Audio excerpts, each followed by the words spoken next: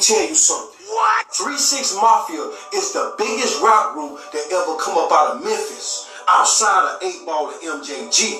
They control the club scene, the radio scene, and the streets. But the whole time, they was pushing demonic rituals in their music. Cause they were satanic artists that sold their soul to the devil for money and fame. Now in a recent interview, DJ Paul of 3 6 Mafia denied their claims of being a devil worshiper. He said he and Juicy J's father was a pastor and they grew up in the church. Shut this shit out. How did you guys come up with the name 3 6 Mafia? Because there's been so much speculation to you guys' name because it does have 666 in it. Yeah, it came from that. Basically, Lord Infamous said 666 Mafia in a song. That wasn't even our group name. He just said it. He was just like a 666 Mafia, falling down, and a silencer. And I liked that. And I was like, whoa, that's dope. And I just started sampling 666 Mafia, and that became really popular with us. And it still wasn't our name. I would just sample that,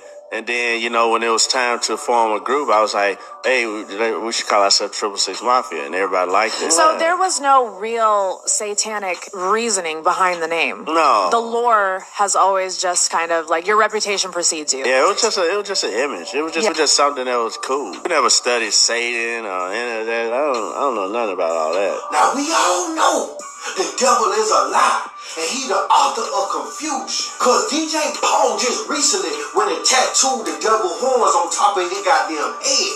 That damn show ain't no angel halo.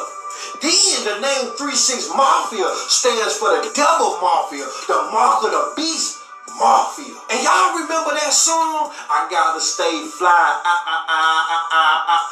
The lyrics in that hook say, Lucifer, you're my king, you're my father. That's what they saying. Lucifer, you my king, you my father. I never knew that to this day. Just realized that these artists was pushing demonic spirits in their song. Then to think that they daddy was a pastor in a Christian church. But wait, it get worse. I'ma let DJ Paul own group members chin check his line ass with facts. Check this shit out. Yes, I was deeply, no matter what I blame God for doing, I hated God for what he did.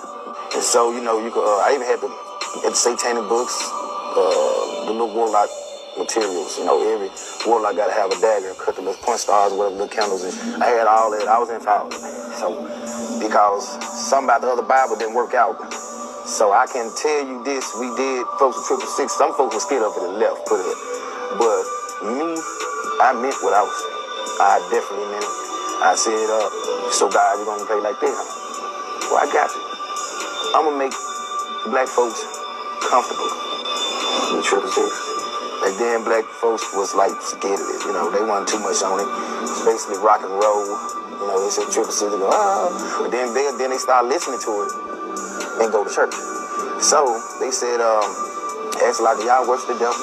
They say they're Christians, but they are 666, you know what I'm saying? So my job was out of anger to make black people get comfortable with their name. And I was very intelligent with it because I read a lot about it. I read a lot and I put all that into the music and the energy. You get what I'm saying? Because how you get Satan's name going, you get the kids to like it.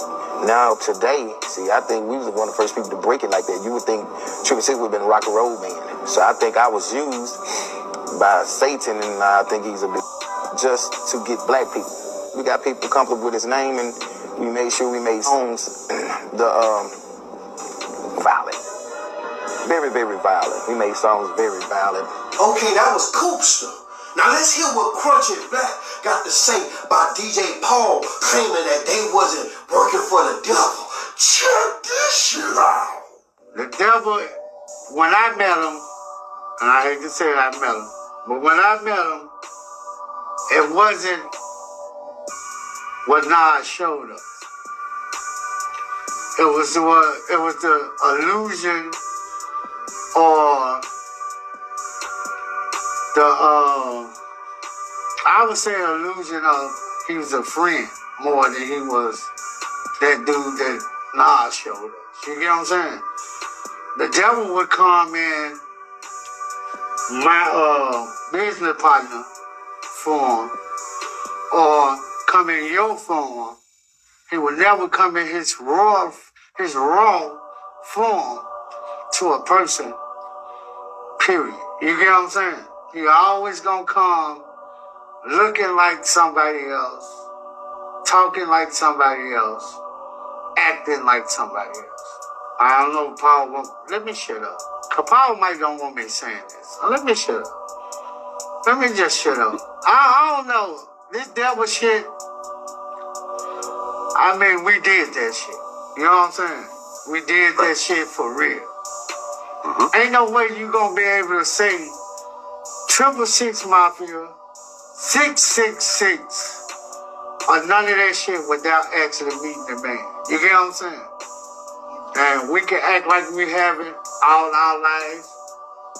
And I'm gonna be the bullshit nigga and tell y'all the truth.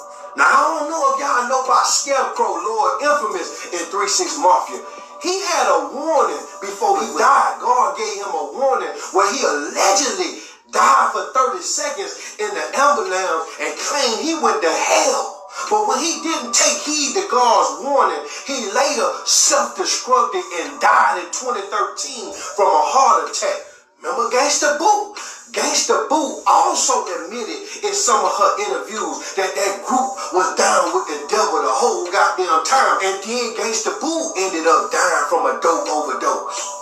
Project Pat was the only artist that woke up and escaped the devil. He started doing a prison ministry where he went to the prison and started preaching the word of God. But his son was recently sacrificed and unalived in Memphis because if the devil can't get to Project Pat, he had to get to his son. Lucifer is the god of music. And like Kusta said in that interview you just heard, the devil assigned them to work on the minds of kids because the kids will be an easy target to control the whole household.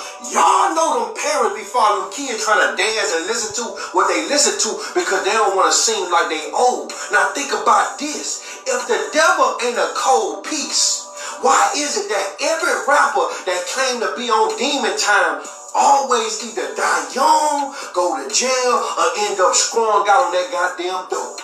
Think about how many people was unalived on 3-6 Mafia. Think about how many people were under the influence of dope, drink, and all kind of other under their goddamn music. Think about how many people from our generation that ended up in prison listening to 3-6 Mafia. And the whole time, the devil was the puppet master pulling the goddamn strings. Let me tell you something about that enemy, the devil, Satan, Lucifer, the one y'all be talking about y'all on Demon Time. He don't sleep, he don't rest, and he don't watch TV. He watching you, watching me right now, trying to figure out a way to infiltrate. You gotta protect your kids, man. You gotta watch what you listen to, man. I'm gonna tell you something. The ears is the gateway to the mind, which is the gateway to the soul. And as a man thinking in his heart, so is he. So if you think you on Demon Time, you gonna automatically withdraw yourself from the grace of God.